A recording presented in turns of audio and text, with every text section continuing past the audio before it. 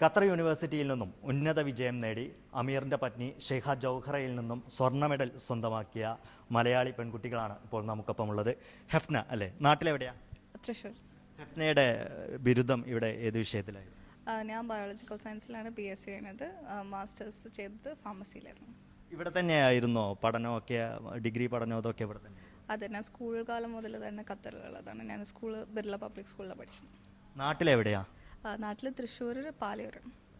ശരിക്കും ഇങ്ങനെ ഒരു കോഴ്സ് തിരഞ്ഞെടുക്കുമ്പോൾ, ഇവിടെ ഹയർ സ്റ്റഡീസും തിരഞ്ഞെടുക്കുമ്പോൾ ഇങ്ങനെ ഒരു പ്രതീക്ഷ ഉണ്ടായിരുന്നു?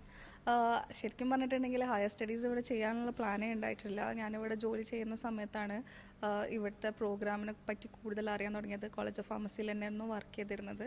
അപ്പോൾ അവരുടെ കോഴ്സിൻ്റെ ഡിസൈനും അവിടെയുള്ള ഫാക്കൽറ്റിയും അവിടെയുള്ള നമുക്കുള്ള റിസോഴ്സസും എല്ലാം വെച്ച് നോക്കുന്ന സമയത്ത് വളരെ നല്ലൊരു കോഴ്സാണെന്ന് തോന്നിയിട്ട് പിന്നീട് എടുത്ത തീരുമാനമായിരുന്നു. പക്ഷേ ഇത്രയും നന്നായിട്ടത് നമ്മളിനെ എത്തിക്കുന്നുള്ളത് ഒരു പ്രതീക്ഷിച്ചിട്ടുണ്ടായിരുന്നില്ല ശരിക്കും പറഞ്ഞിട്ടുണ്ടെങ്കിൽ. അഭിനന്ദനങ്ങൾ. മറ്റൊരു എനിക്കുണ്ട്, ഹന അല്ലേ? എങ്ങനെയായിരുന്നു ഇവിടെ ഡിഗ്രി പഠനത്തിനായിരുന്നു അല്ലേ? ഏത് വിഷയത്തിലായിരുന്നു? BSc മാത്തമാറ്റിക്സിലായിരുന്നു. നാട്ടിലെവിടെയാ? മലപ്പുറം. ഈ ഹനയുടെ സ്കൂൾ എഡ്യൂക്കേഷനൊക്കെ ഇവിടെ തന്നെയായിരുന്നു? ഞാൻ ഇവിടെ തന്നെയാണ് ചെറുപ്പം മുതലേ പഠിച്ചത്. ഐഡിയൽ ഇന്ത്യൻ സ്കൂളിലായിരുന്നു. അത് കഴിഞ്ഞിട്ട് ഖത്തർ യൂണിവേഴ്സിറ്റിയിൽ ഇപ്പം ഡിഗ്രി കംപ്ലീറ്റ് ചെയ്തത്. ഹഫ്ന പറഞ്ഞതുപോലെ തന്നെ ഹനയും ആദ്യം തന്നെ കണക്കൂട്ടിയിട്ട് തന്നെയായിരുന്നോ ഇങ്ങനെ ഒരു ഗോൾഡ് മെഡൽ വാങ്ങിക്കണം എന്നുള്ളത്? കയറിയത് മുതലേ ആഗ്രഹം ഉണ്ടായിരുന്നു. എസ്പെഷ്യലി നമ്മളിങ്ങനെ ഷെയ്ഖ ജവാഹറിൻ്റെ അടുത്ത് നിന്ന് കിട്ടും എന്നുള്ളത് കേട്ടത് മുതലേ അതൊരു വലിയ ആഗ്രഹം തന്നെയായിരുന്നു പഠനകാലത്ത്. അൽഹംദുലില്ലാ അത് നേടാൻ സാധിച്ചു. മറ്റൊരാളുണ്ട്, ഫാത്തിമ നിലിൻ. എവിടെ, നാട്ടിലെവിടെയാ? Malappuram Ponnani. BSc mathematics with actuarial science focus ആയിരുന്നു. കണക്കിലാണല്ലോ അല്ലേ? മറ്റുള്ള രണ്ടുപേരും പറഞ്ഞതുപോലെ കണക്ക് കൂട്ടി തന്നെയായിരുന്നു അവസാനം ഇങ്ങനെ ഒരു ഗോൾഡ് മെഡൽ വാങ്ങണം എന്നുള്ളത്?